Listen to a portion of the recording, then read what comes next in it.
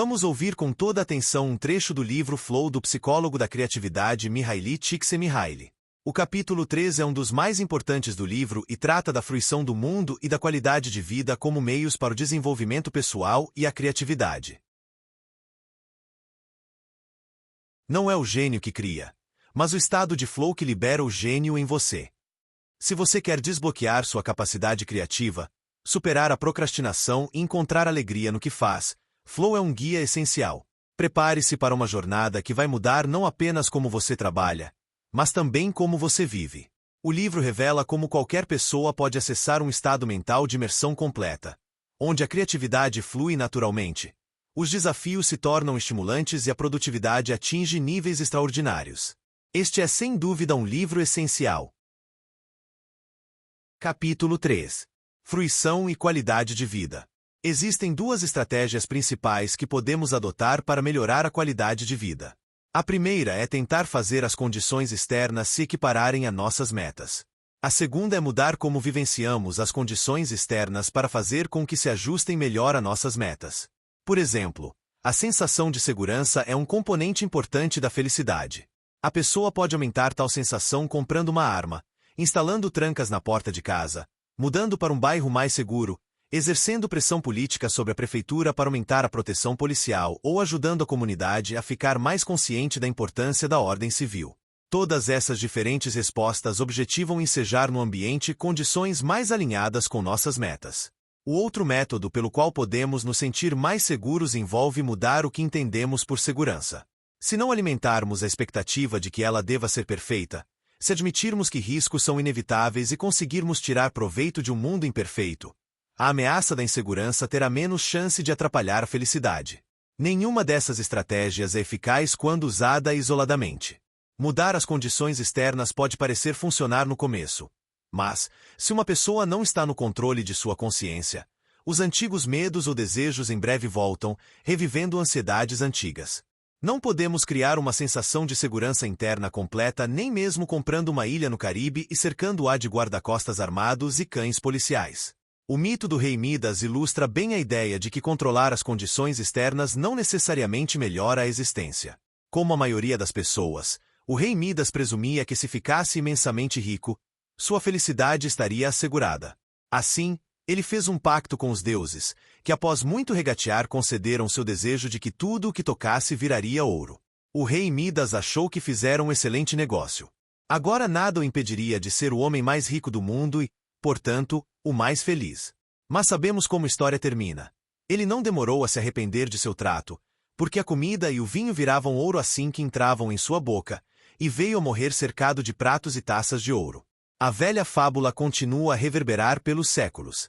Os consultórios dos psiquiatras vivem cheios de pacientes ricos e bem-sucedidos na casa dos 40 ou 50 anos, que de repente acordaram para o fato de que uma casa grande no subúrbio, carros luxuosos e educação nas melhores universidades não são suficientes para lhes trazer paz de espírito.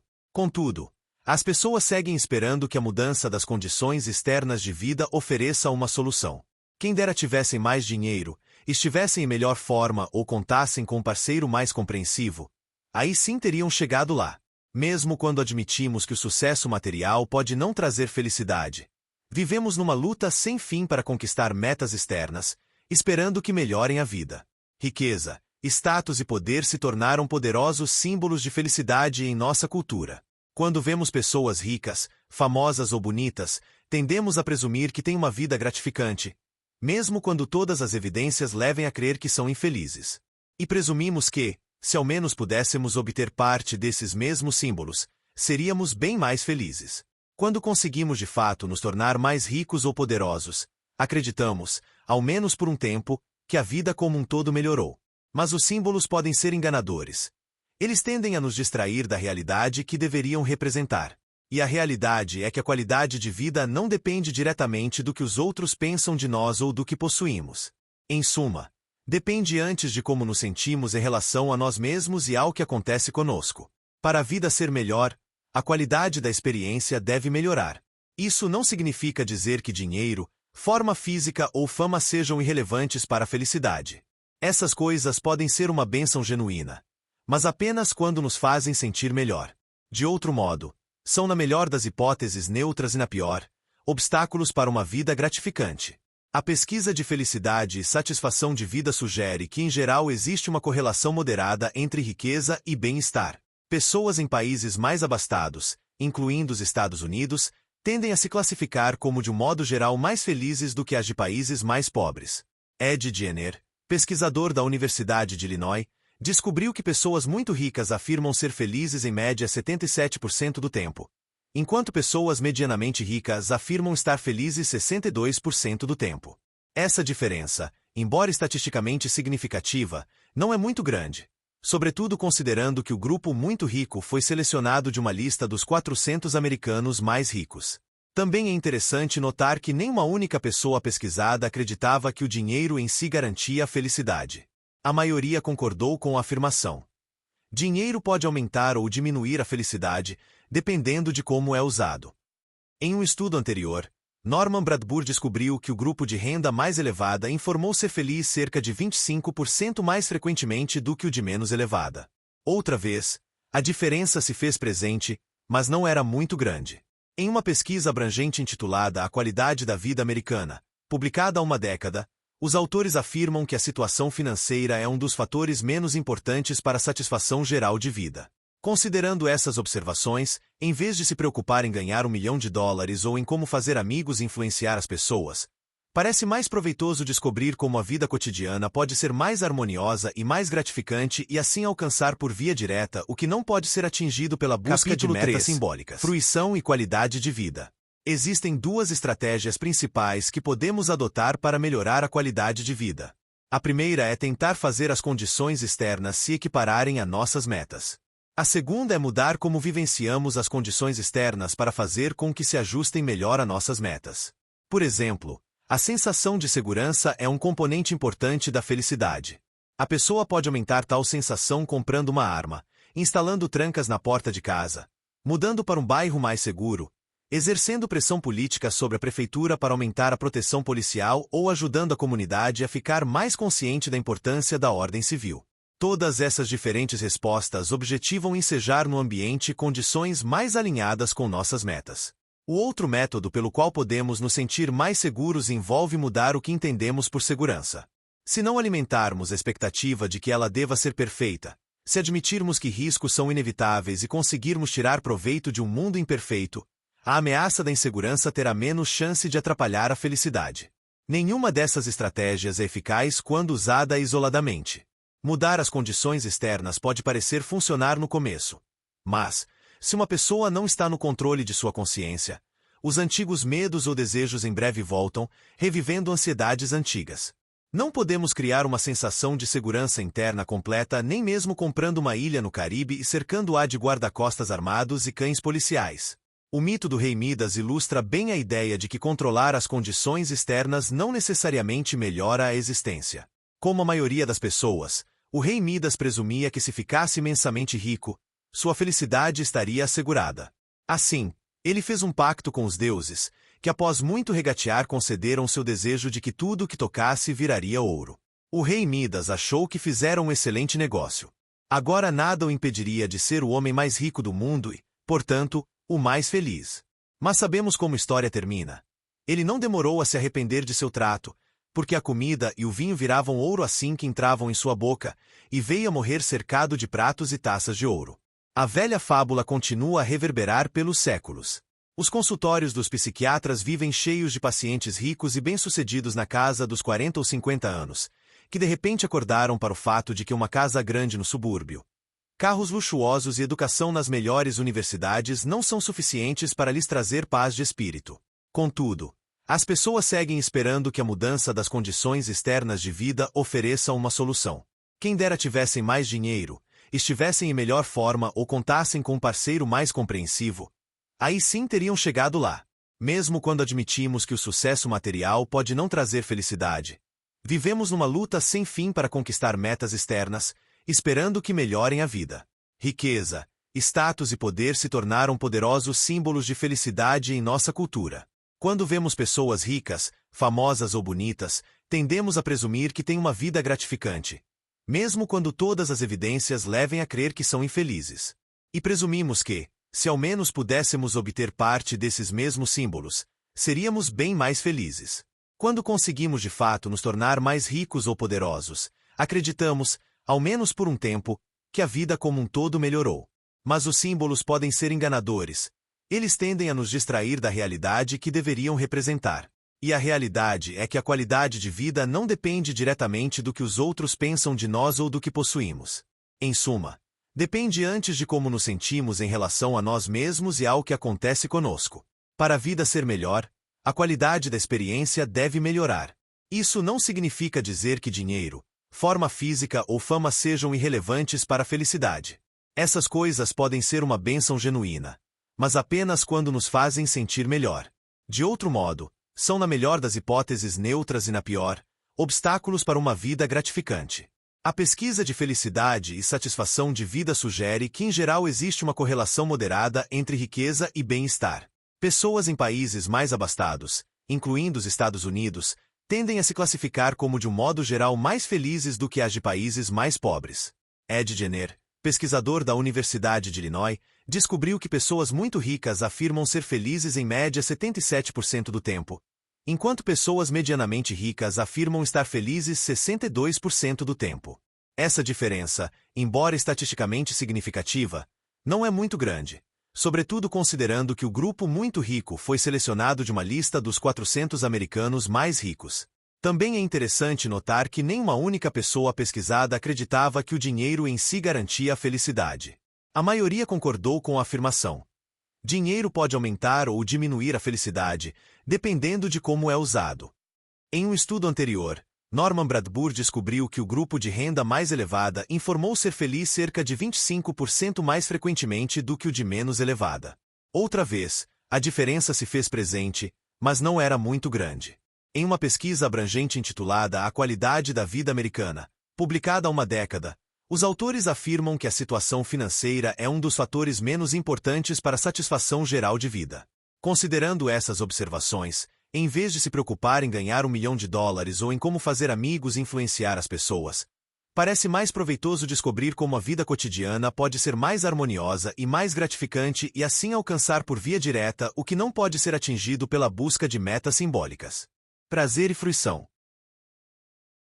Ao pensar em que tipo de experiência torna a vida melhor, a primeira coisa que vem à cabeça da maioria é que a felicidade consiste de prazeres. Boa comida, sexo, todos os confortos que o dinheiro pode comprar. Imaginamos a satisfação de viajar para lugares exóticos ou de nos cercar de pessoas interessantes e aparelhos caros. Se não temos como adquirir as coisas que os comerciais e anúncios atraentes vivem nos lembrando de almejar, contentamo-nos em sentar à noite diante da TV com uma bebida por perto.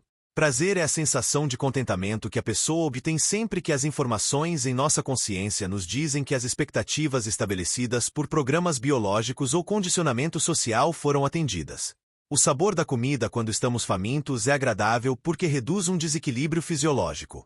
Descansar à noite absorvendo passivamente os noticiários, usando álcool, drogas ou medicamentos para entorpecer a mente superexcitada com as exigências do dia de trabalho, é agradavelmente relaxante. Viajar para Acapulco é prazeroso porque a novidade estimulante restaura nosso espírito saturado com a rotina diária e porque sabemos que é assim que os ricos e famosos passam seu tempo. O prazer é um componente importante da qualidade de vida, mas não traz felicidade em si. Sono, repouso, comida e sexo oferecem experiências homeostáticas restauradoras que devolvem ordem à consciência após as necessidades do corpo se intrometerem e levarem à entropia psíquica. Mas não geram crescimento psicológico. Não acrescentam complexidade ao self. Embora ajude a manter a ordem, o prazer em si é incapaz de produzir uma nova ordem na consciência. Quando as pessoas ponderam mais a fundo sobre o que torna a sua vida gratificante, tendem a ir além das lembranças prazerosas e começam a recordar outros eventos, outras experiências que se sobrepõem às prazerosas, mas pertencem a uma categoria que recebe um nome distinto: fruição. Eventos que trazem fruição ocorrem não apenas quando a pessoa cumpriu uma expectativa prévia ou satisfez uma necessidade ou um desejo, mas quando foi além da sua programação para fazer e alcançar algo inesperado, talvez nunca imaginado antes. A fruição é caracterizada por esse movimento adiante, por uma sensação de novidade, de realização.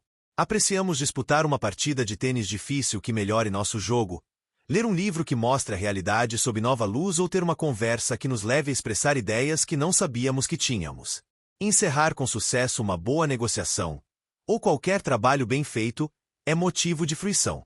Nenhuma dessas experiências precisa ser particularmente prazerosa no momento em que ocorre, mas depois pensamos nelas e dizemos: foi bem divertido, desejamos que aconteçam outra vez. Após usufruir de uma atividade, sabemos que mudamos, que nosso self cresceu. Em alguns aspectos, nos tornamos mais complexos como resultado. Experiências que trazem prazer também trazem fruição. Mas as duas sensações são bem diferentes. Por exemplo, todo mundo tem prazer em comer. Apreciar o alimento, porém, é mais difícil.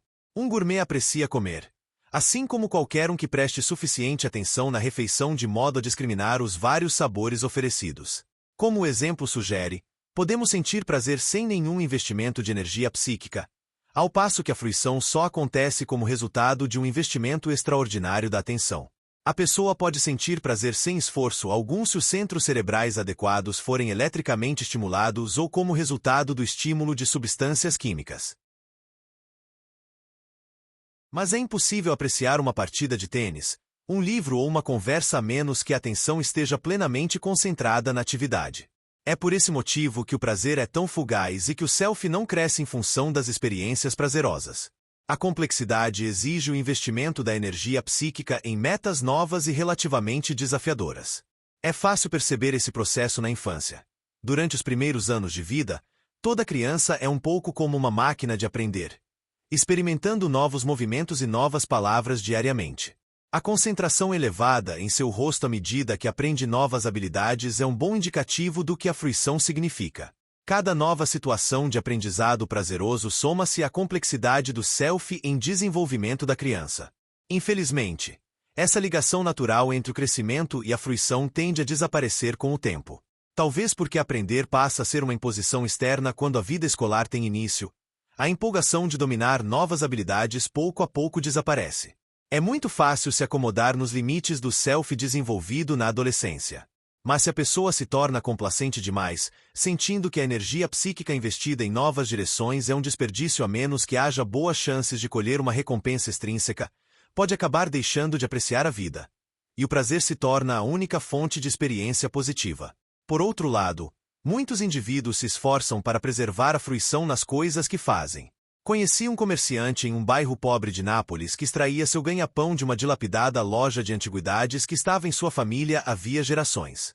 Certa manhã, uma americana de aspecto próspero entrou na loja e, após olhar as coisas por algum tempo, perguntou o preço de um par de puti barrocos, os pequenos querubins tão caros aos artesãos napolitanos de alguns séculos atrás e a seus imitadores contemporâneos. O dono, o Sr. Orsini, mencionou um preço exorbitante. A mulher sacou o talão de traveler cheques, pronta para comprar os duvidosos objetos. Fiquei na expectativa de ver meu amigo faturar uma bolada. Mas não conhecia o Sr. Orsini bem o bastante. Ele ficou vermelho e, contendo com dificuldade sua agitação, mostrou a saída para a mulher. Não, signora, lamento, mas não posso lhe vender os anjos. E continuou a repetir para a cliente perplexa. Não posso fazer o negócio, compreende? Depois que a turista enfim saiu, ele se acalmou e explicou.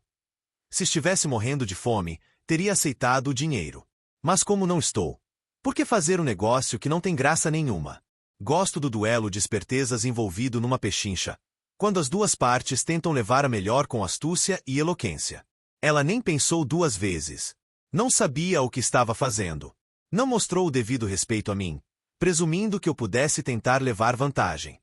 Se eu tivesse vendido as peças à mulher por esse preço absurdo, ficaria com a sensação de ter sido passado para trás.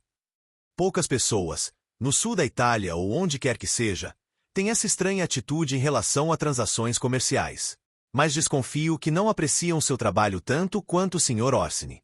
Sem fruição, a vida pode até ser tolerável e agradável, mas apenas de forma precária, dependendo da sorte e da cooperação do ambiente externo. Para obter controle pessoal da qualidade da experiência, porém, a pessoa precisa aprender a extrair fruição de seja lá o que acontece no dia a dia. O restante deste capítulo oferece uma visão geral do que faz uma experiência ser apreciada. Essa descrição está baseada em longas entrevistas, questionários e outros dados coletados ao longo de 12 anos com muitos milhares de participantes. Inicialmente, entrevistamos apenas pessoas que dedicaram grande quantidade de tempo e esforço a atividades que eram difíceis, mas não ofereciam recompensas óbvias, como dinheiro ou prestígio. Escaladores, compositores, enxadristas, atletas amadores. Nossos estudos mais recentes incluíram entrevistas com pessoas comuns que levavam uma vida normal. Pedimos a elas para descrever como se sentiam quando sua vida era vivida ao máximo, quando extraíam a máxima fruição do que faziam. Os pesquisados incluíram americanos urbanos, cirurgiões, professores, clérigos e operários de linha de montagem, jovens mães, aposentados e adolescentes. O estudo também abrangeu Coreia, Japão, Tailândia, Austrália, várias culturas europeias e uma reserva naval. Com base nessas entrevistas, podemos agora descrever o que leva a experiência a ser apreciada e, desse modo, fornecer exemplos que todos podemos usar para melhorar a qualidade de vida. Os elementos da fruição. Nossa primeira surpresa foi constatar como atividades muito distintas eram descritas de modo parecido quando corriam bem. Aparentemente, o modo como um nadador de longa distância se sentia quando atravessava o Canal da Mancha era quase idêntico ao modo como um enxadrista se sentia durante um torneio ou um alpinista conforme escalava. Todas essas sensações eram compartilhadas, em importantes aspectos, por indivíduos que iam de músicos compondo um quarteto a adolescentes do gueto envolvidos em um campeonato de basquete. A segunda surpresa foi que, independente da cultura, estágio de modernização, classe social, idade ou gênero, os participantes descreveram a fruição de forma muito similar. O que fizeram para experimentar fruição variava enormemente. Coreanos idosos gostavam de meditar. Adolescentes japoneses, de circular em bandos de motoqueiros. Mas as pessoas descreviam como se sentiam quando apreciavam a atividade em termos quase idênticos. Além do mais, os motivos pelos quais a atividade era apreciada guardavam muito mais similaridades do que diferenças. Em suma, a experiência ótima e as condições psicológicas que a ensejam parecem ser iguais no mundo todo. Como sugerido por nossos estudos, a fenomenologia da fruição tem 8 componentes principais. Quando as pessoas refletem sobre como se sentem no ápice de uma experiência positiva, mencionam no mínimo um, e muitas vezes todos, dos seguintes componentes. Primeiro, a experiência em geral ocorre quando confrontamos tarefas que temos oportunidade de completar. Segundo, devemos ser capazes de nos concentrar no que estivermos fazendo. Terceiro e quarto, a concentração geralmente é possível porque a tarefa realizada tem metas claras e oferece feedback imediato. Quinto, a pessoa age com um envolvimento profundo mas sem esforço, que remove da consciência as preocupações e frustrações da vida cotidiana. Sexto, experiências de fruição permitem à pessoa exercer o senso de controle sobre suas ações. Sétimo, a preocupação com o self desaparece. Embora paradoxalmente o senso de self venha à tona mais forte depois que a experiência do flow estiver terminada. Por fim, a percepção da duração do tempo se altera.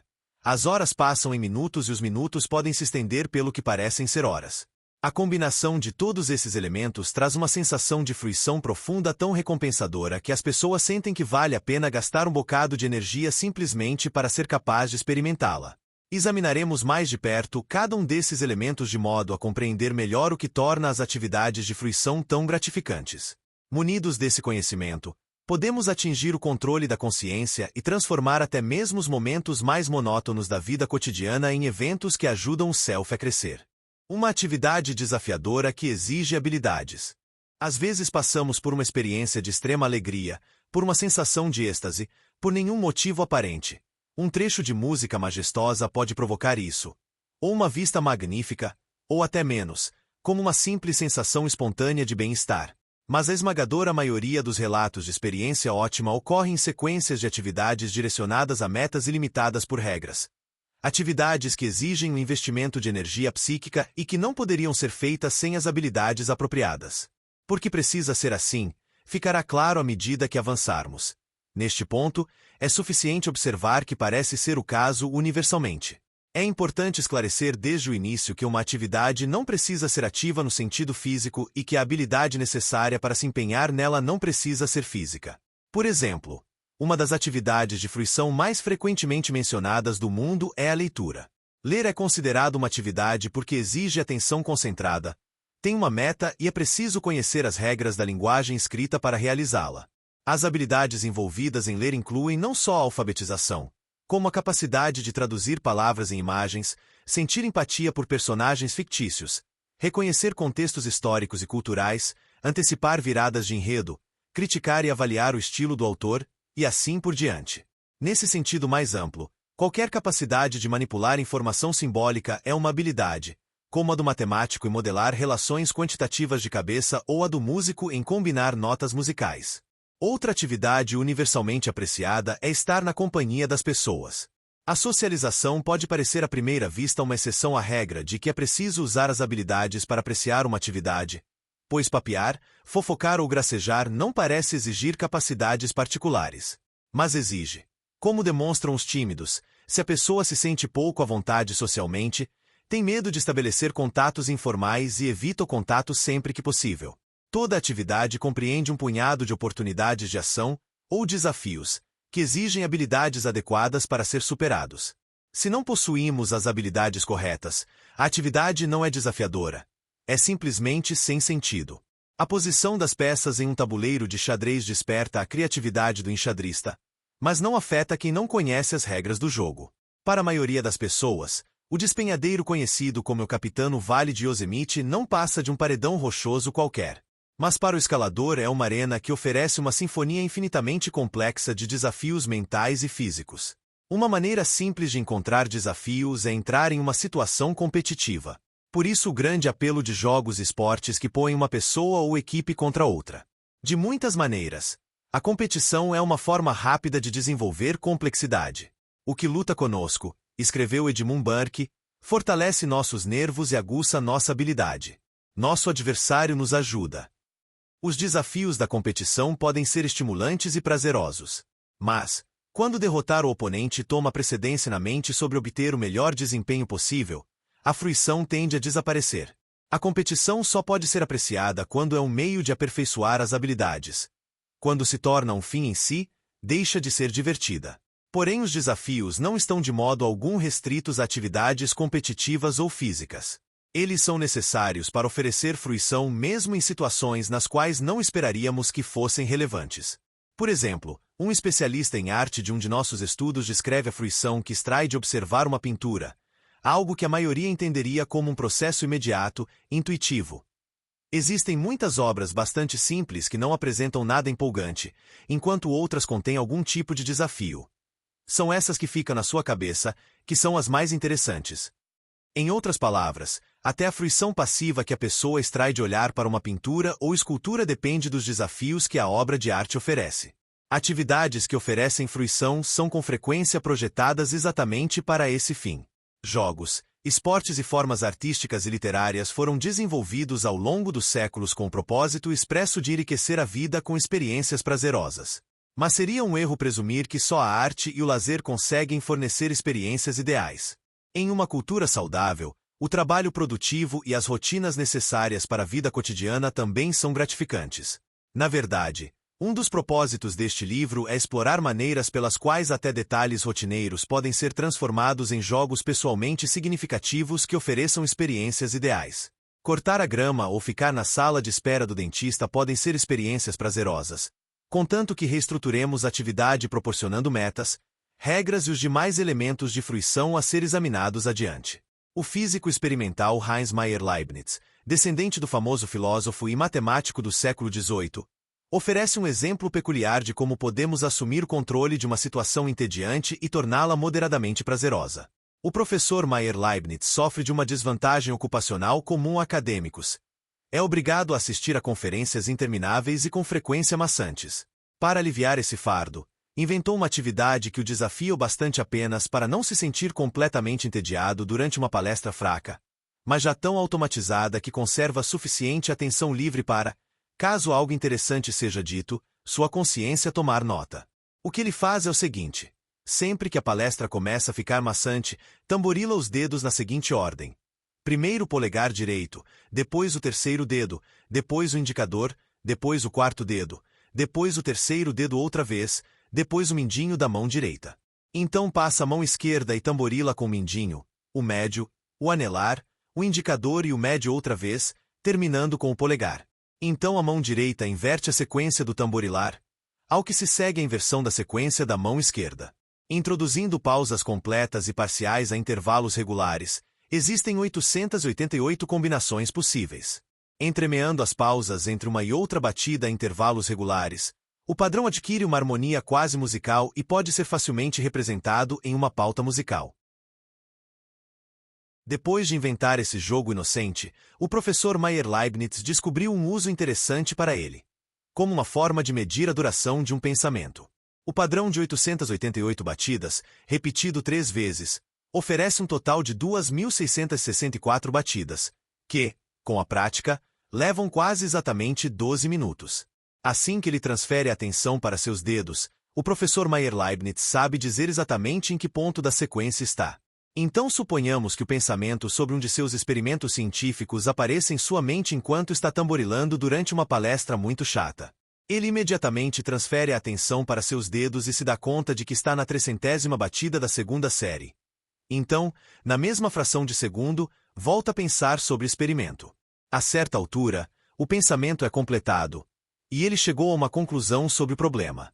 Quanto tempo levou para isso? Transferindo a atenção de volta aos dedos, nota que está prestes a encerrar a segunda série. O processo mental levou aproximadamente 2 minutos e 25 segundos para se desenrolar. Poucos se dão ao trabalho de inventar distrações tão engenhosas e complexas para melhorar a qualidade de sua experiência. Mas todo mundo dispõe de uma versão mais modesta da mesma coisa e desenvolve rotinas para preencher os intervalos modorrentos do dia ou tornar uma experiência ruim insuportável quando a ansiedade se insinua. Uns rabiscam compulsivamente no papel, enquanto outros mascam coisas, fumam, alisam o cabelo, cantarolam ou se entregam a rituais privados esotéricos com o mesmo propósito. Impor ordem à consciência mediante a realização de uma ação padronizada. Essas são as atividades de microflow, que nos ajudam a superar os momentos tediosos. Mas o grau de fruição possível de uma atividade depende em última instância de sua complexidade. Os pequenos jogos automáticos espalhados pela trama da vida cotidiana ajudam a diminuir o tédio, porém acrescentam pouca qualidade positiva à experiência. Para isso, é preciso enfrentar desafios mais exigentes e usar habilidades mais elevadas. Em todas as atividades relatadas pelas pessoas em nosso estudo, a fruição ocorre em um ponto muito específico. Sempre que as oportunidades de ação percebidas pelo indivíduo equivalem às suas capacidades pessoais. Jogar tênis, por exemplo, não é agradável se a diferença de nível entre os dois jogadores for muito grande. O menos habilidoso ficará ansioso e o outro, entediado. O mesmo é verdade em toda atividade. Uma peça musical simples demais para ouvido apurado será entediante, enquanto música complexa demais para um ouvido destreinado será frustrante. A fruição surge na fronteira entre o tédio e a ansiedade, quando os desafios estão em equilíbrio preciso com a capacidade de agir da pessoa.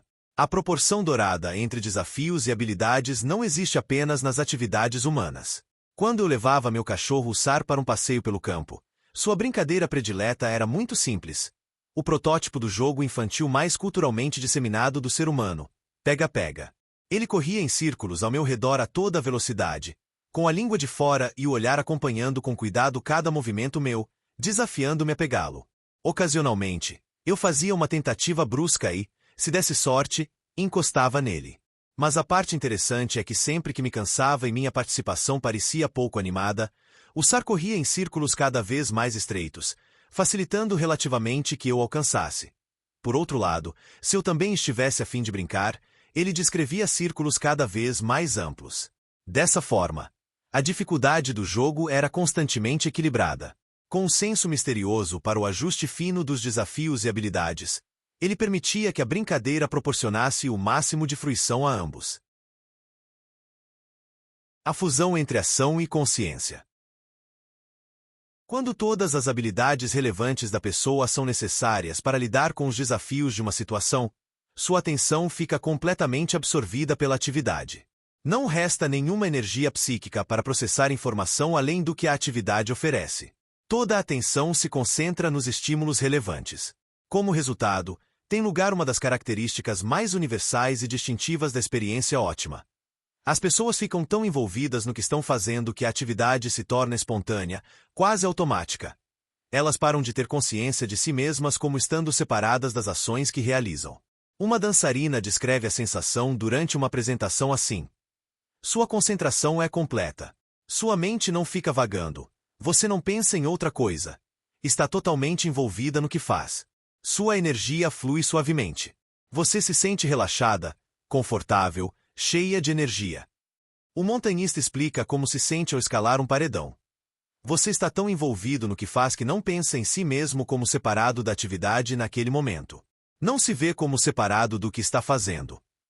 Uma mãe que aprecia o tempo passado com a filha pequena diz: o negócio dela agora é ler, e a gente sempre lê juntas. Ela lê para mim e eu leio para ela.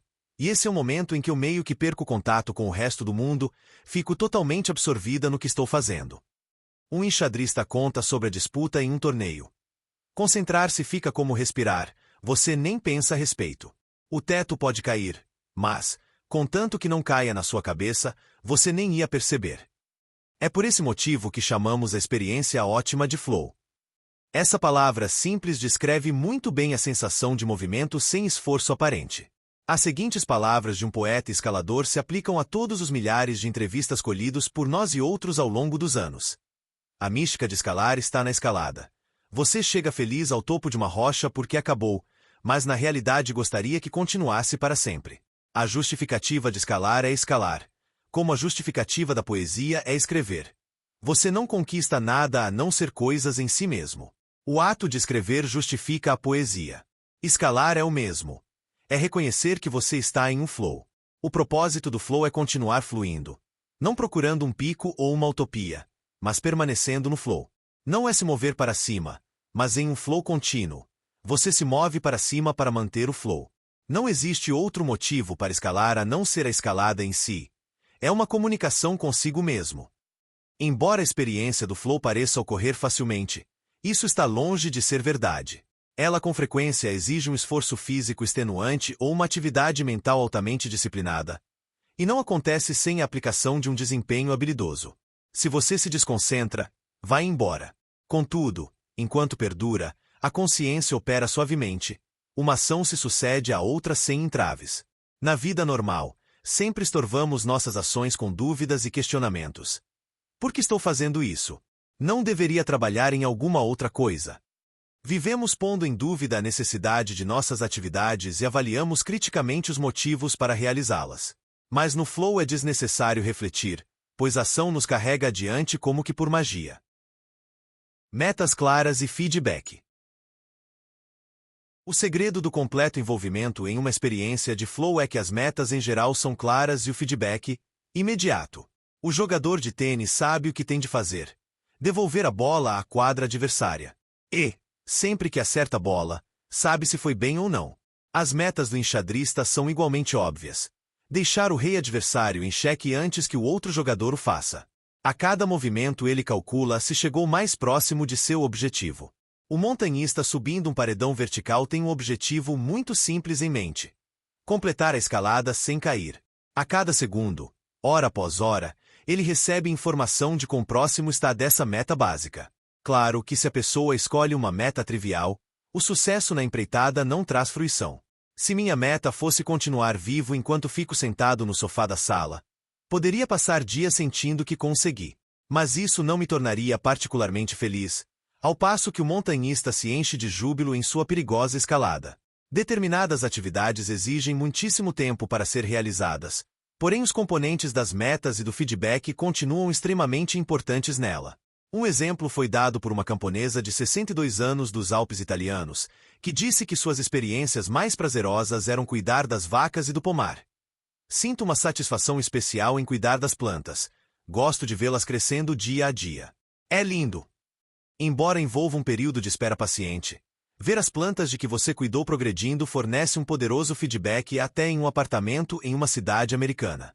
Outro exemplo é a navegação solitária, em que a pessoa fica por semanas em um pequeno barco sem avistar terra.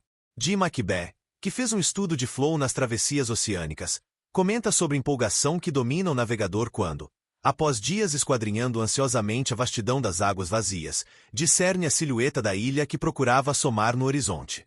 Um desses navegadores lendários descreve como é: tive uma sensação de satisfação, aliada a certa perplexidade, Ao ver que minhas observações do Sol distante, sobre uma plataforma oscilante, usando tabela simples, me permitiu encontrar exatamente aquela pequena ilha após atravessar o oceano. E outro. Sempre sinto a mesma mistura de perplexidade, amor e orgulho quando surge uma terra nova, que parece ter sido criada por mim e para mim. As metas de uma atividade nem sempre são claras como as do tênis, e o feedback é com frequência mais ambíguo do que a simples informação de não estou caindo sendo processada pelo escalador. Um compositor, por exemplo, pode saber que deseja escrever uma canção ou um concerto de flauta, mas, fora isso, suas metas podem ser em geral um tanto vagas. E como ele sabe se as notas que está escrevendo estão certas ou erradas? A mesma situação se aplica ao pintor e seu quadro e a todas as atividades que são criativas ou têm final aberto por natureza. Mas essas são exceções que comprovam a regra. A menos que a pessoa aprenda a determinar as metas e a reconhecer e avaliar o feedback em tais atividades, não vai apreciá-las. Em algumas atividades criativas, em que as metas não são claramente estabelecidas de antemão, a pessoa precisa desenvolver uma forte determinação pessoal do que pretende fazer. O artista pode não ter uma imagem visual de como ficará o quadro após terminado, mas, quando a pintura tiver progredido a certo ponto, deve saber se aquilo é o que queria obter ou não. E um pintor que aprecia pintar deve ter internalizado os critérios de bom ou ruim, de modo que após cada pincelada possa dizer: sim, isso funciona. Não, isso não funciona. Sem essas orientações internas, é impossível experimentar o flow. Às vezes, as metas e as regras que governam uma atividade são inventadas ou negociadas na hora. Por exemplo, adolescentes às vezes disputam para ver quem faz coisas mais chocantes, conta histórias mais absurdas ou tira mais sarro dos professores. A meta de uma sessão assim emerge por tentativa e erro, e raras vezes é explicitada. Muitas vezes ocorre sem que os participantes se deem conta dela. No entanto, claramente essas atividades desenvolvem suas próprias regras, e os que tomam parte nelas têm uma ideia clara do que constitui um movimento bem-sucedido e de se o estão realizando bem ou não. De muitos modos, esse é o padrão de uma boa banda de jazz ou qualquer grupo de improviso. Estudiosos ou intelectuais debatendo obtêm satisfação similar quando os movimentos em seus argumentos se entrelaçam naturalmente e produzem o resultado desejado. O que constitui feedback varia consideravelmente em diversas atividades. Alguns são indiferentes a coisas das quais outros nunca se cansam. Por exemplo, cirurgiões que adoram operar alegam que não trocariam tal coisa pela clínica médica nem se ganhassem 10 vezes mais, porque um clínico geral nunca sabe exatamente até que ponto se saiu bem. Numa cirurgia, por outro lado, a situação do paciente fica quase sempre clara. Contanto que não haja sangue na incisão, por exemplo, determinado procedimento foi bem sucedido. Quando o órgão enfermo é retirado, a tarefa do cirurgião foi cumprida. Depois disso, há a sutura, que oferece uma sensação gratificante de encerramento da atividade. E o desdém do cirurgião pela psiquiatria é ainda maior do que pela clínica médica. A julgar pelo que dizem, um psiquiatra pode passar 10 anos conversando com o paciente sem saber se ajudou em alguma coisa. Mas o psiquiatra que aprecia sua profissão também recebe constante feedback. O modo como o paciente se comporta, a expressão em seu rosto, a hesitação em sua voz, o conteúdo das memórias que ele traz à tona durante a sessão de terapia. Todas essas informações são pistas importantes que o psiquiatra usa para monitorar o progresso do paciente. A diferença entre um cirurgião e um psiquiatra é que o primeiro considera sangue e excisão os únicos feedbacks em que vale a pena prestar atenção, ao passo que o segundo considera os sinais que refletem o estado de espírito do paciente informação mais significativa. O cirurgião considera o psiquiatra indulgente porque busca metas muito efêmeras. O psiquiatra considera o cirurgião rude porque se concentra na mecânica. O tipo de feedback que buscamos muitas vezes é em si pouco importante. Que diferença faz acertar a bolinha de tênis entre as linhas brancas, imobilizar o rei adversário no tabuleiro ou notar um vislumbre de compreensão no olhar do paciente ao fim da sessão terapêutica? O que torna tais informações valiosas é a mensagem simbólica que elas contêm. Há de que se triunfou em meu objetivo. Esse conhecimento cria ordem na consciência e fortalece a estrutura do self. Quase qualquer tipo de feedback pode ser apreciado, contanto que esteja logicamente relacionado a uma meta em que a pessoa investiu energia psíquica. Se eu me dispusesse a equilibrar uma vara na ponta do nariz, a visão dela oscilando acima do meu rosto seria um breve interlúdio desfrutável. Mas todos temos um temperamento sensível a certa gama de informações que aprendemos a valorizar mais do que as outras pessoas, e é provável considerarmos o feedback envolvendo essas informações mais relevante do que outros talvez considerassem. Por exemplo, alguns nascem com excepcional sensibilidade ao som. Essas pessoas podem discriminar entre diferentes tons e alturas e reconhecer e lembrar combinações de sons melhor do que a população em geral. É provável que se sintam atraídas por lidar com sons, e aprenderão a controlar e moldar a informação auditiva. Para elas, o feedback mais importante consistirá em ser capaz de combinar sons, produzindo ou reproduzindo ritmos e melodias. Daí surgirão compositores, cantores, atores, maestros e críticos de música. Por outro lado, alguns têm uma predisposição genética a ser extraordinariamente sensíveis a outras pessoas e aprenderão a prestar atenção nos sinais enviados. O feedback que estão buscando é a expressão da emoção humana. Alguns possuem um self frágil que precisa de constante tranquilização. E para essas pessoas tudo o que conta é vencer uma situação competitiva. Outros investiram tanto em ser amados que o único feedback que levam em conta é a aprovação e a admiração. Uma boa ilustração da importância do feedback está nas reações de um grupo de religiosas cegas entrevistadas pela equipe de psicólogos do professor Fausto Massimini em Milão, Itália. Como aos demais participantes de nossos estudos, pediram-lhes que descrevessem as experiências que mais apreciavam na vida. Para tais mulheres, muitas delas cegas desde nascimento, as experiências de flow mais frequentemente mencionadas vinham de ler livros em braille, orar, tricotar, encadernar livros e ajudar em caso de doença ou necessidade. Entre as mais de 600 entrevistas feitas pelos italianos, essas mulheres ressaltaram mais do que ninguém a importância de receber feedback claro como condição para apreciar o que quer que estivessem fazendo. Incapazes de enxergar o que acontecia à sua volta, precisavam saber ainda mais do que pessoas dotadas de visão se o que tentavam fazer de fato se concretizava. A tarefa do momento. Uma das dimensões mais frequentemente mencionadas na experiência de flow é que, enquanto dura, a pessoa é capaz de esquecer todos os aspectos desagradáveis da vida. Essa característica do flow é um importante subproduto do fato de que atividades que apreciamos exigem um foco completo da atenção na tarefa do momento, sem deixar lugar na mente para informação irrelevante. Na existência cotidiana normal, somos presas de pensamentos e preocupações que se intrometem de forma indesejável na consciência. Como a maioria dos trabalhos e a vida doméstica em geral carecem das exigências prementes das experiências de flow, a concentração raras vezes é tão intensa que a interferência das preocupações e ansiedades possa ser automaticamente descartada. Em consequência, o estado mental corriqueiro envolve episódios inesperados e frequentes de entropia interferindo com o funcionamento suave da energia psíquica. Esse é o motivo para o flow melhorar a qualidade da experiência. As demandas claramente estruturadas da atividade impõem ordem e excluem a interferência da desordem na consciência. Um professor de física e ávido escalador descreveu seu estado mental quando escalava. É como se minha formação de memórias tivesse sido interrompida. Só consigo lembrar os 30 segundos anteriores, e a única coisa em que penso são os 5 minutos seguintes. Na verdade, qualquer atividade que exija concentração tem uma janela de tempo similarmente estreita.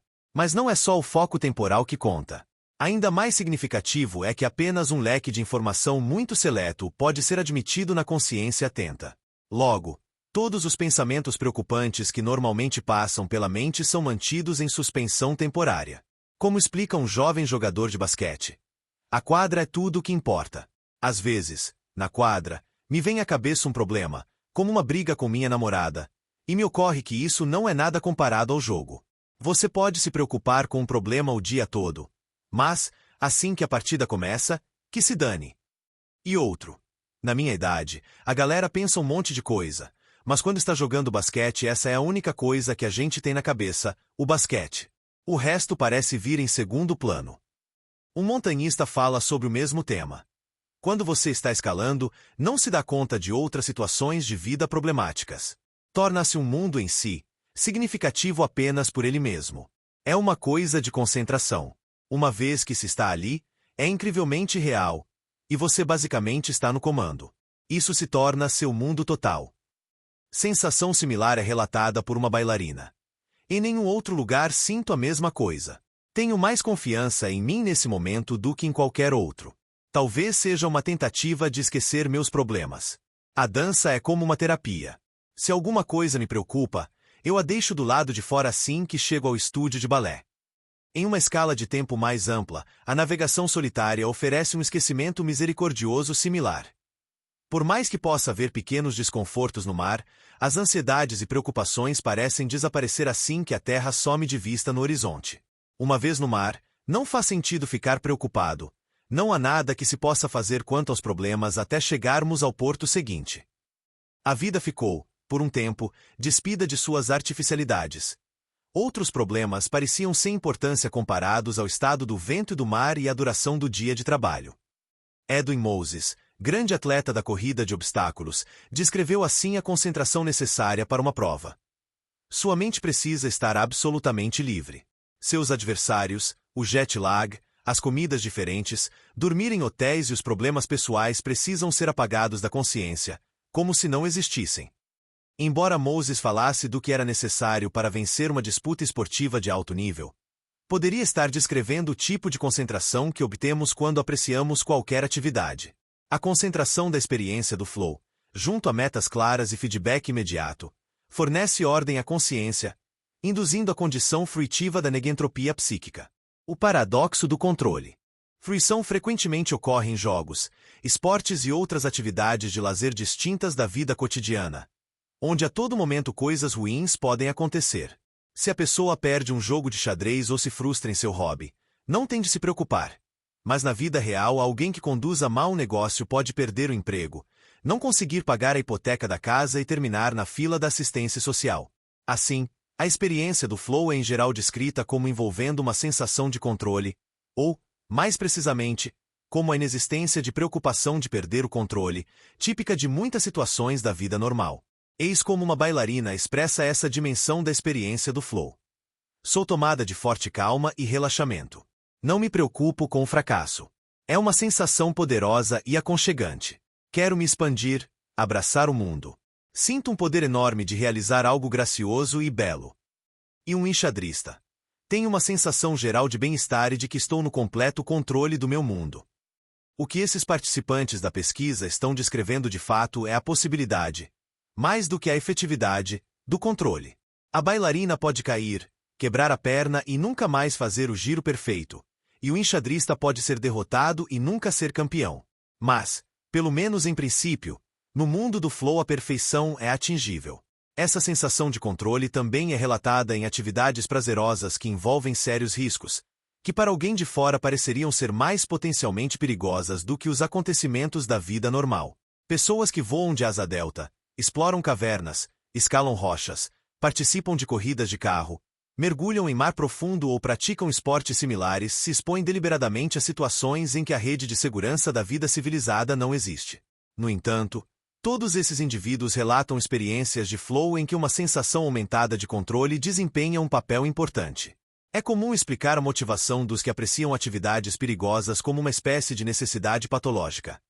Essas pessoas estariam tentando exorcizar um medo profundo, compensando alguma coisa, reencenando compulsivamente uma fixação edipiana, são viciadas em sensações.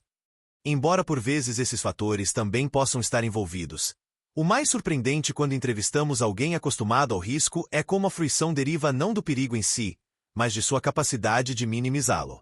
Assim, mais do que uma emoção patológica derivada de flertar com a tragédia, a sensação positiva perfeitamente saudável apreciada por essas pessoas é ser capaz de controlar forças potencialmente perigosas. O mais importante a perceber aqui é que atividades que produzem experiências de flow, até as aparentemente mais arriscadas, são construídas de forma a permitir ao praticante desenvolver habilidades suficientes para reduzir a margem de erro para o mais perto possível de zero. Escaladores, por exemplo, reconhecem dois grupos de perigos, os objetivos e os subjetivos.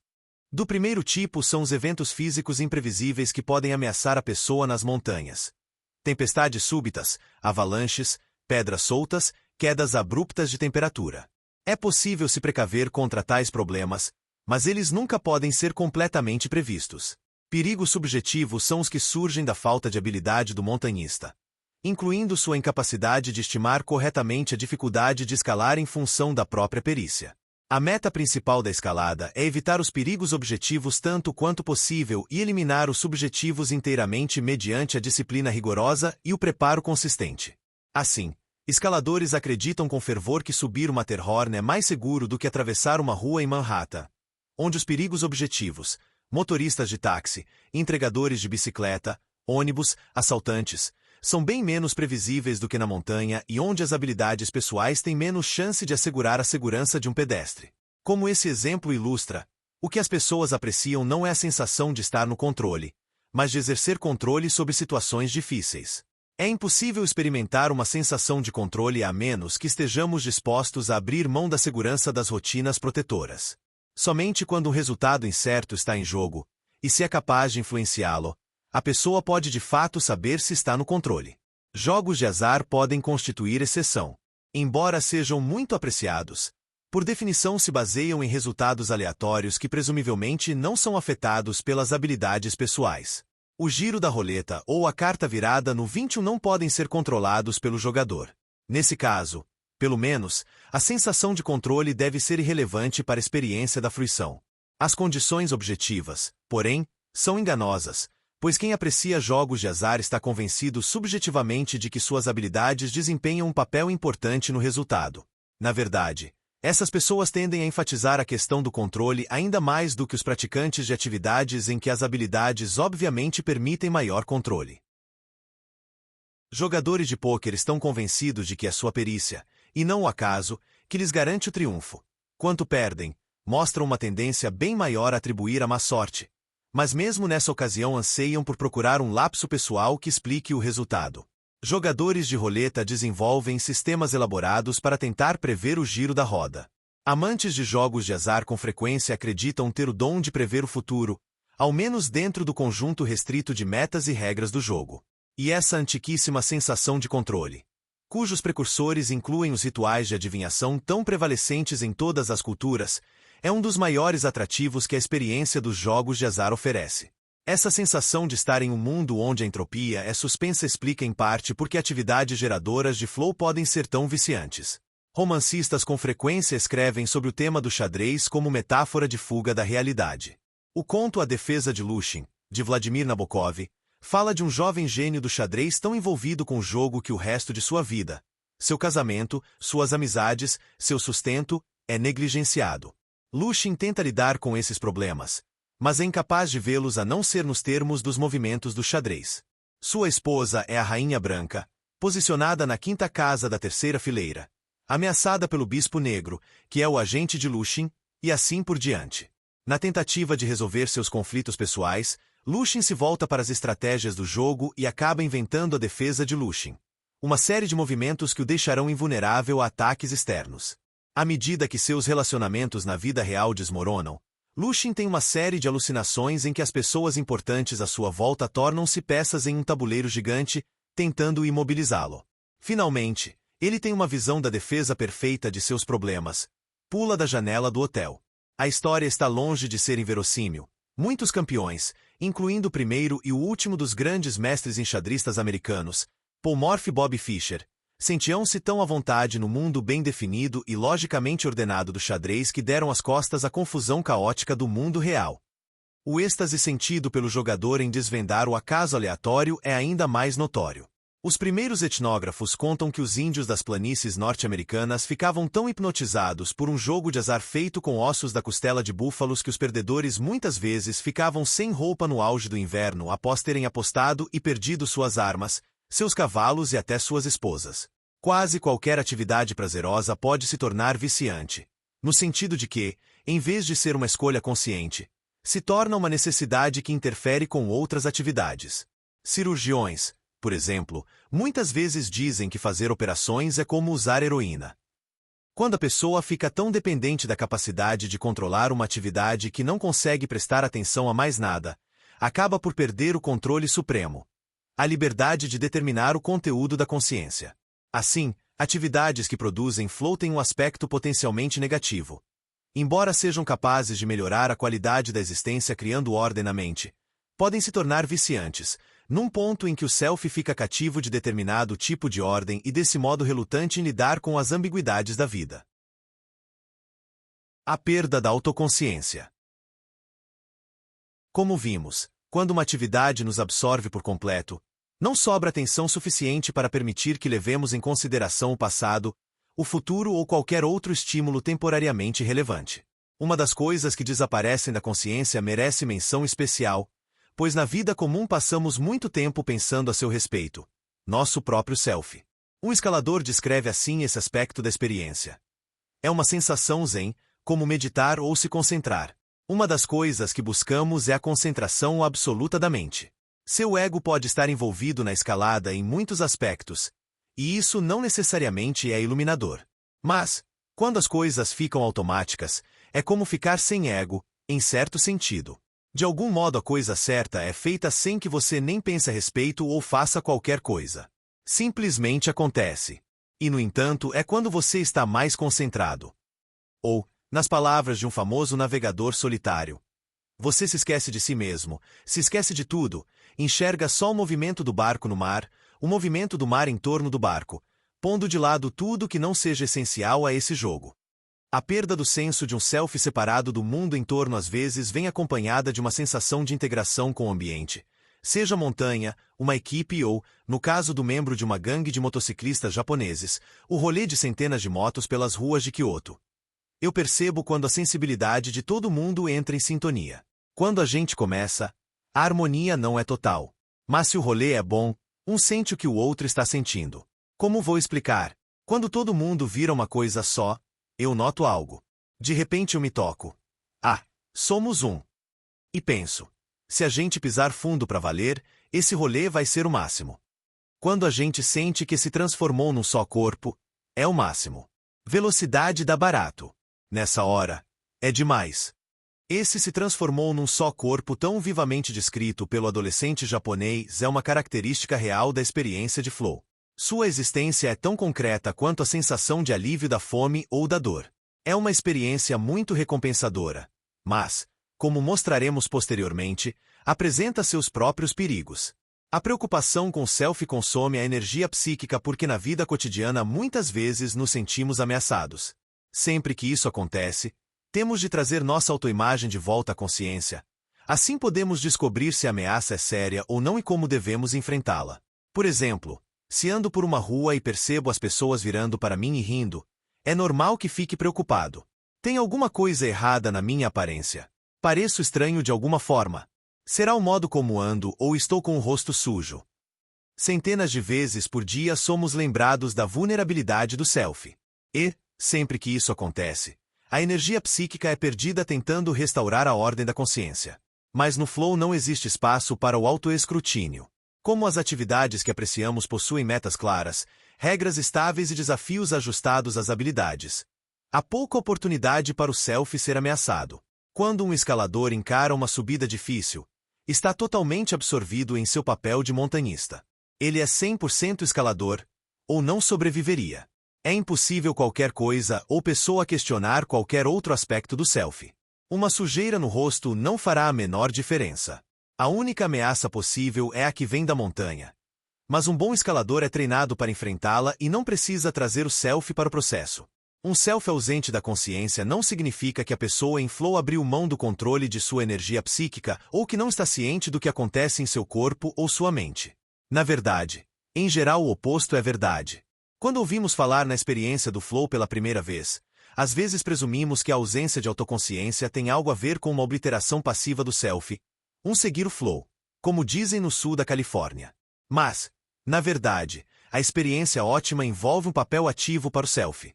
O violinista deve estar extremamente consciente de cada movimento de seus dedos, bem como do som que penetra em seus ouvidos e da forma total da música que está tocando, tanto analiticamente, nota por nota, como holisticamente, em termos de sua forma mais geral. Um bom corredor em geral está ciente de cada músculo relevante em seu corpo e do ritmo de sua respiração, bem como do desempenho de seus adversários dentro da estratégia global da corrida. Um jogador de xadrez não poderia apreciar a partida se fosse incapaz de buscar deliberadamente na memória posições e combinações passadas. Assim, a perda da autoconsciência não envolve a perda do self ou da consciência, mas apenas uma perda da consciência do self. O que escapa sob o limiar da consciência é o conceito de self, a informação que usamos para representar a nós mesmos quem somos. E, ao que parece, apreciamos bastante esquecer temporariamente quem somos. Quando estamos despreocupados com o self, na verdade temos a oportunidade de expandir o conceito de quem somos. A perda da autoconsciência pode levar à autotranscendência, a sensação de que as fronteiras do ser foram forçadas a se expandir. Essa sensação não é mero capricho da imaginação, mas se baseia numa experiência concreta de interação, produzindo uma rara sensação de unidade com o mundo normalmente alheio a nós. Durante os longos períodos acordado à noite, o marujo solitário começa a sentir que o barco é sua extensão, movendo-se no mesmo ritmo rumo a uma meta comum. O violinista, envolvido pela torrente de sons que ajuda a criar, sente ser parte da harmonia das esferas. O escalador, concentrando toda a atenção nas pequenas irregularidades do paredão rochoso que terá de sustentar seu peso, fala da sensação de familiaridade que se cria entre seus dedos e a rocha, entre o frágil corpo e o ambiente composto por rochedo, céu e vento. Em um torneio de xadrez, os jogadores com atenção fixa durante horas na batalha lógica sobre o tabuleiro alegam sentir como se houvessem se fundido a um poderoso campo de força que entrou em choque com outras forças em uma dimensão não material da existência. Os cirurgiões afirmam que durante uma operação difícil têm a sensação de que toda a equipe de cirurgia é um único organismo, movido pelo mesmo propósito. Descrevem isso como um balé em que o indivíduo fica sujeito ao desempenho do grupo e todos os envolvidos compartilham de um sentimento de harmonia e poder. Poderíamos tratar esses depoimentos como metáforas poéticas e deixar por isso mesmo. Mas é importante perceber que se referem a experiências tão reais quanto sentir fome ou tão concretas quanto topar com uma parede. Não há nada misterioso ou místico em relação a elas. Quando a pessoa investe toda a sua energia psíquica em uma interação, seja com outra pessoa, um barco, uma montanha ou uma música, ela na verdade se torna parte de um sistema de ação maior do que era o self individual. Esse sistema extrai sua forma das regras da atividade, e sua energia deriva da atenção pessoal. Mas é um sistema real, tão real subjetivamente quanto ser parte de uma família, corporação ou equipe. E o self que é parte dele expande suas fronteiras e se torna mais complexo. Esse crescimento do self ocorre apenas se usufruímos da interação, isto é, oferece oportunidades não triviais de ação e exige um aperfeiçoamento constante das habilidades. Também é possível se perder em sistemas que não exijam nada além de fé e submissão. Religiões fundamentalistas, movimentos de massa e partidos políticos extremistas oferecem oportunidades de autotranscendência que milhões abraçam avidamente. Também fornecem uma bem-vinda extensão das fronteiras do self, bem como a sensação de estar envolvido em algo grande e poderoso. Quem acredita verdadeiramente no sistema se torna parte dele em termos concretos, porque sua energia psíquica será focada e moldada pelas metas e regras de sua crença. Mas essa pessoa não está de fato interagindo com o sistema de crenças. Em geral, ela deixa que sua energia psíquica seja absorvida por ele. A partir dessa submissão, nada novo virá. A consciência pode atingir uma bem-vinda ordem, mas será uma ordem imposta, não conquistada. Na melhor das hipóteses, o self daquele que acredita em um sistema se parece com um cristal, forte e simétrico, mas de crescimento muito lento. Existe uma relação muito importante e à primeira vista paradoxal entre perder o senso do self em uma experiência de flow e senti-lo voltar à tona mais forte depois. Chega até a parecer que abrir mão de vez em quando da autoconsciência é necessário para a construção de um forte autoconceito. Porque deve ser assim fica bem claro. No flow, a pessoa é desafiada a dar seu melhor e deve aperfeiçoar suas habilidades constantemente. Na hora, ela não tem oportunidade de refletir sobre o que isso significa em termos de self. Se permitiu que a autoconsciência florasse, a experiência talvez não tenha sido muito profunda. Mas, depois, quando a atividade chega ao fim e a autoconsciência tem oportunidade de voltar a operar, o self sob o qual a pessoa reflete não é o mesmo que existia antes da experiência do flow. Foi enriquecido por novas habilidades e conquistas recentes. A transformação do tempo. Uma das descrições mais comuns da experiência ótima é que o tempo parece deixar de correr normalmente. A duração objetiva, externa, que medimos com referência aos eventos de fora, como o dia e a noite, ou a progressão ordenada dos relógios, é tornada irrelevante pelos ritmos ditados pela atividade. Com frequência, as horas parecem passar em minutos. Em geral, a maioria relata que o tempo parece passar muito mais rápido. Mas ocasionalmente ocorre o contrário. As bailarinas descrevem como um difícil giro que leva menos de um segundo em tempo real se estende pelo que parecem ser minutos. Duas coisas acontecem. Uma é que ele parece passar realmente rápido, em certo sentido. Depois que passou, parece ter passado realmente rápido. Eu percebo que é 1 hora da manhã e digo: há alguns minutos eram 8 horas. Mas enquanto estou dançando parece que levou muito mais tempo do que realmente levou. A generalização mais segura a ser feita sobre esse fenômeno é dizer que durante a experiência de flow a percepção temporal guarda pouca relação com a passagem do tempo tal como medida pela convenção absoluta do relógio. Mas aqui também são exceções que comprovam a regra. Um cirurgião do coração que extrai profunda fruição de seu trabalho é renomado por sua capacidade de dizer a hora exata durante uma operação, com margem de erro de apenas meio minuto, sem consultar um relógio. Mas no seu caso o timing é um dos desafios essenciais do trabalho. Uma vez que ele é chamado apenas para fazer uma parte muito pequena mas extremamente difícil da operação, está em geral envolvido em várias operações ao mesmo tempo e tem de passar de um paciente para o próximo, tomando cuidado de não segurar os colegas responsáveis por fases preliminares da cirurgia. Habilidade similar muitas vezes é encontrada entre outros praticantes de atividades em que o tempo é crucial, como corredores e pilotos. De modo a impor um ritmo preciso a seu avanço, eles devem ser muito sensíveis ao transcurso dos segundos e minutos. Em tais casos, a capacidade de calcular a passagem do tempo se torna uma das habilidades necessárias para se sair bem na atividade e assim contribui para a fruição da experiência, mais do que a prejudica. Mas a maioria das atividades de flow não depende do relógio. Como o beisebol, elas têm seu próprio ritmo, suas próprias sequências de eventos marcando transições de um estado a outro sem considerar intervalos iguais de duração. Não está claro se essa dimensão do flow é apenas um epifenômeno, um subproduto da intensa concentração exigida para a atividade em questão, ou se é algo que contribui por direito próprio para a qualidade positiva da experiência. Embora pareça provável que perder a noção do tempo não seja um dos principais elementos da fruição, a liberdade da tirania do relógio efetivamente contribui para o êxtase sentido durante um estado de completo envolvimento. A experiência autotélica. O elemento principal de uma experiência ótima é que ela é um fim em si. Mesmo se a princípio empreendida por outros motivos, a atividade que nos consome se torna intrinsecamente gratificante. Os cirurgiões comentam sobre seu trabalho. Gosto tanto que faria isso mesmo se não precisasse. Navegadores dizem: gastei um bocado de tempo e dinheiro nesse barco, mas valeu a pena. Nada se compara à sensação de navegar. O termo autotélico deriva de duas palavras gregas, auto, que se refere ao self, e telos, significando meta. Trata-se de uma atividade contida em si mesma, feita não com a expectativa de um benefício futuro, mas porque a realização é sua própria recompensa. Investir no mercado de ações para ganhar dinheiro não é uma experiência autotélica. Mas investir para provar sua capacidade de prever futuras tendências, mesmo que o resultado em termos de rendimentos seja exatamente igual. Educar crianças para transformá-las em bons cidadãos não é autotélico, ao passo que educá-las porque se aprecia a interação com elas é. O que transparece nas duas situações é ostensivamente idêntico. A diferença é que, quando a experiência é autotélica, a pessoa presta atenção na atividade em si. Quando não é, sua atenção se concentra nas consequências.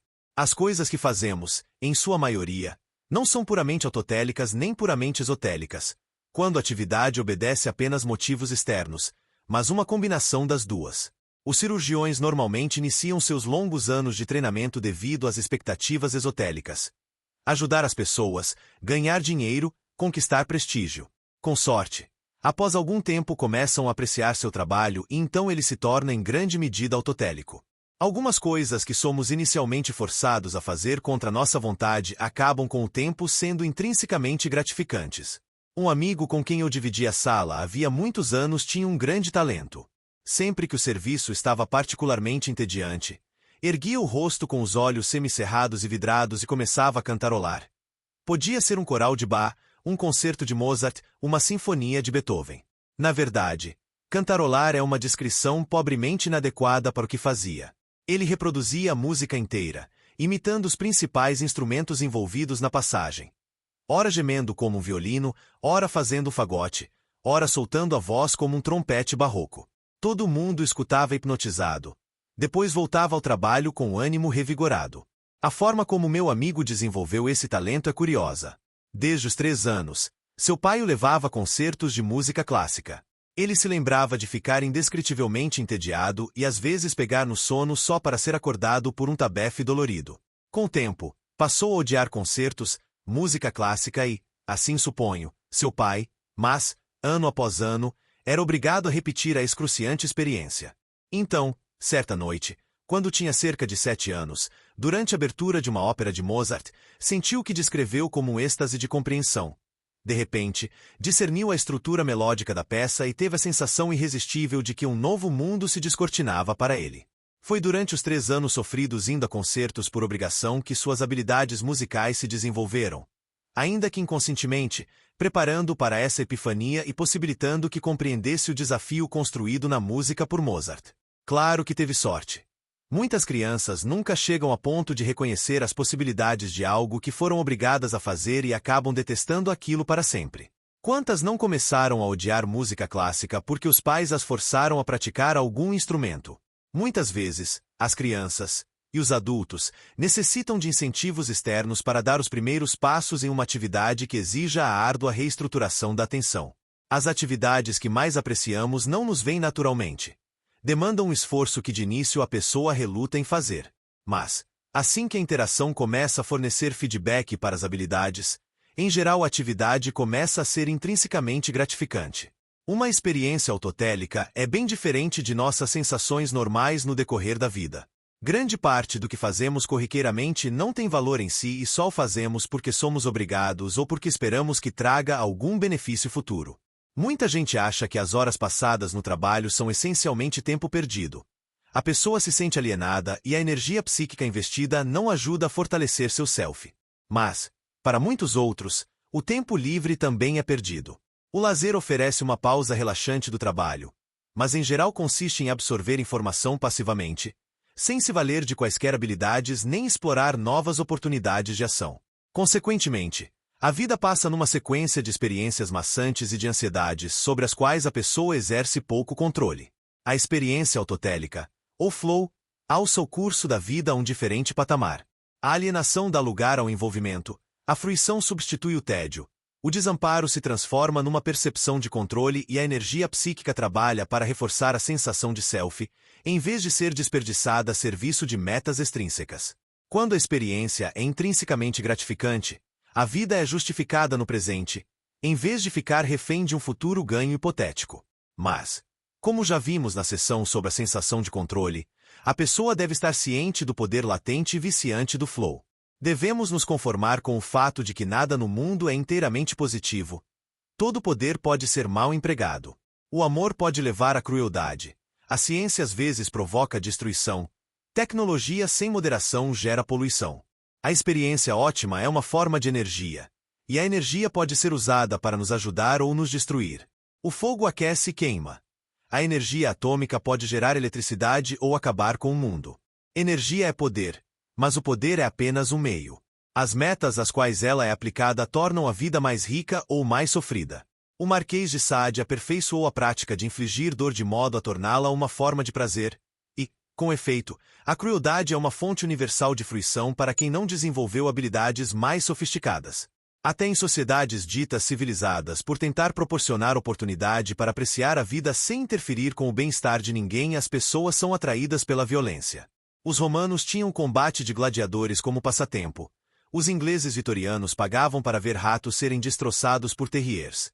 Entre os espanhóis, a morte do touro é vista com reverência. E o boxe é um ingrediente básico da nossa cultura. Veteranos do Vietnã e de outras guerras às vezes falam com nostalgia sobre a ação no fronte, descrevendo-a como uma experiência de flow. Quando você está numa trincheira junto a um lançador de granadas, o foco da vida fica muito claro. A meta é destruir o inimigo antes que ele o destrua. O bem e o mal ganham nitidez, os meios de controle estão ao alcance.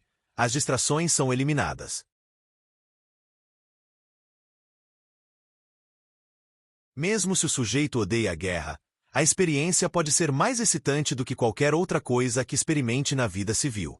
Criminosos muitas vezes afirmam coisas como: se alguém me mostrasse algo para fazer que fosse tão divertido quanto entrar numa casa à noite e roubar as joias sem acordar ninguém, eu faria.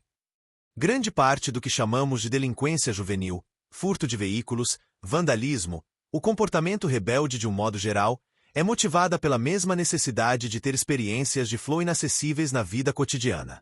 Enquanto um grande segmento da sociedade tem poucas chances de encontrar desafios significativos e menos ainda de desenvolver as habilidades necessárias para usufruir deles, devemos esperar que a violência e o crime atraiam aqueles que são incapazes de encontrar um modo de vivenciar experiências autotélicas mais complexas.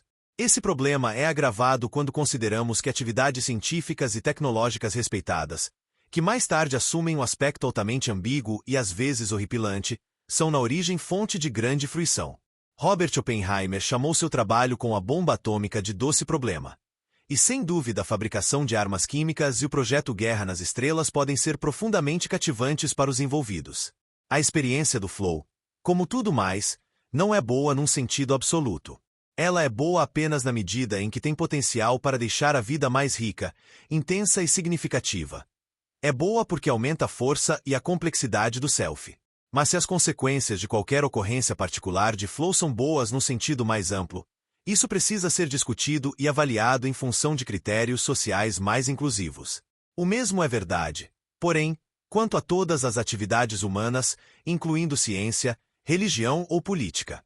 Determinada crença religiosa pode beneficiar uma pessoa ou um grupo, mas reprimir diversas outras crenças.